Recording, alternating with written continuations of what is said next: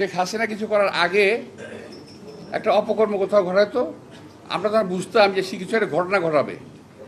তো একদিকে আমাদের দৃষ্টি নিয়ে যেত আর কাজটা এদিক দিয়ে করতো। দেখেন হামিদ সাহেব চলে গেল, কি সুন্দর। হামিদ সাহেব চলে কোন দিক দিয়ে চলে গেল? ভিআইপি দিয়ে। পত্রপত্রিকা দেখলাম উনি নাকি গেঞ্জি পরে, লুঙ্গি পরে, মাস্ক পরে ভিআইপি দিয়ে গেছে। ভাই লুঙ্গি পরুক, গেঞ্জি পরুক আর ল্যাংটা হয়ে যাক, ভিআইপিতে ঢুকলো কীভাবে? ভিআইপিতে ঢুকে কিভাবে? যদি একান্ত পরিচিত না হয় কিংবা সেই ভিআইপি লোক না হয়, সেই ভিআইপি ট্রিটমেন্ট নিয়ে এয়ারপোর্ট দিয়ে পার হয়ে গেল। আমার সরকার বলে কিছু জানি না।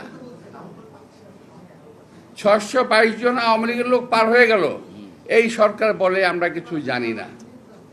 জানেন কি? এই জানাটা খুব দরকার। আপনারা কি জানেন? এইটা আমাদের জানা দরকার। কি জানেন আপনারা?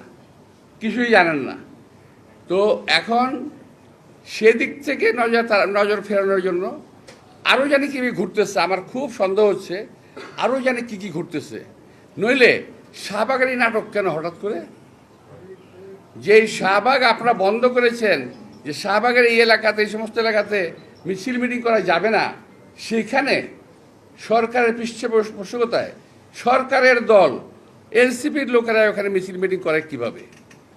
আর কোন দাবিতে মিছিল মিটিং করলো? কি দাবিতে? দাবি জানি কি দুলু, কি দাবি? আওয়ামী লীগ নিষিদ্ধ করতে হবে। তো আওয়ামী লীগ নিষিদ্ধ করতে না করছে কে ভাই? কে না করছে? বিএনপি না করছে?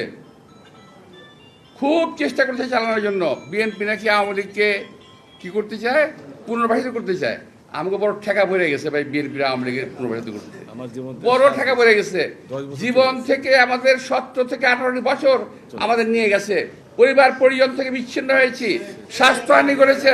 আমাদের পরিবার পরিজন কেউ সুস্থভাবে বেঁচে থাকতে পারে নাই। এখানে যারা আছে, একটি কর্মীও তার বাড়িতে 17 বছর ঘুমাতে পারেনি শান্তি। আর সেই আওয়ামী লীগের সঙ্গে আমরা করব, ওদেরকে আমরা আবার প্রতিপালন করব, আবার ওদেরকে পুনর্বাসন করব।